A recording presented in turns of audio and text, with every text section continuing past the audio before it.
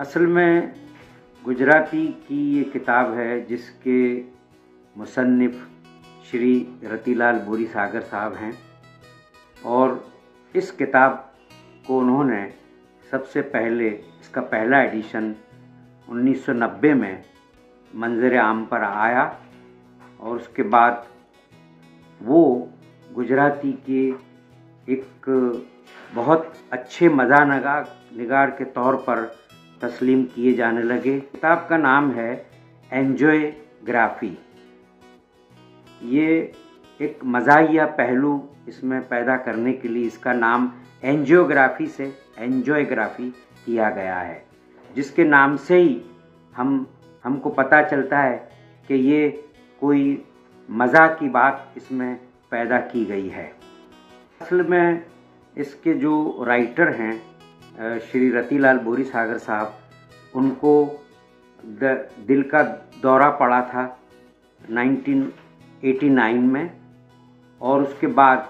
उन्होंने तरह तरह के मकामी तौर पर टेस्ट करवाए। ऐसा तय हुआ कि एंजियोग्राफी आपको उस ज़माने में मद्रास यानी अभी का जो चेन्नई है, मद्रास जाना पड़ता था, अपोलो हॉस्पिटल में अपॉइंटमेंट लेनी पड़ती थी। 90 में फिर वो गए, 89 के बाद वो 90 में वहाँ पर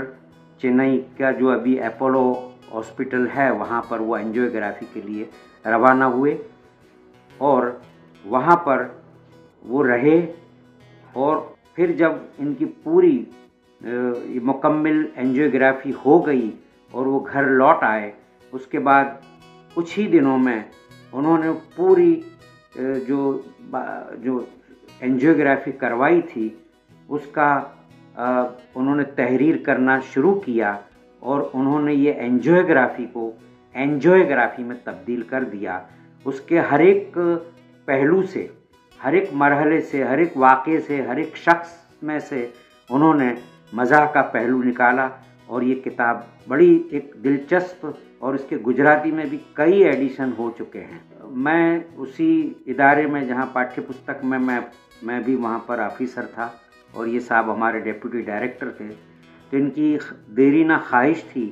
कि ये किताब दूसरी ज़बानों में भी इसका तर्जुमा हुआ है तो उर्दू में भी हो, और उन्होंने ये काम करने के लिए मेरा इंतखाब किया और मुझसे कहा कि आप इसका उर्दू तर्जुमा कीजिए, और मैंने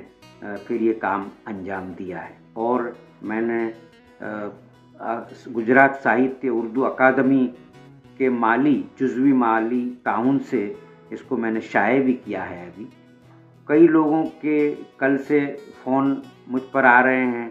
कि बहुत अच्छा, और उर्दू के अंदर इस तरह की किताबें बहुत कम नज़र आती है, और उन्होंने कल ही अपने ख़यालात का इजहार कई दोस्तों ने किया था कि अब ये एक अच्छी चीज़ है, उर्दू के कारी भी इससे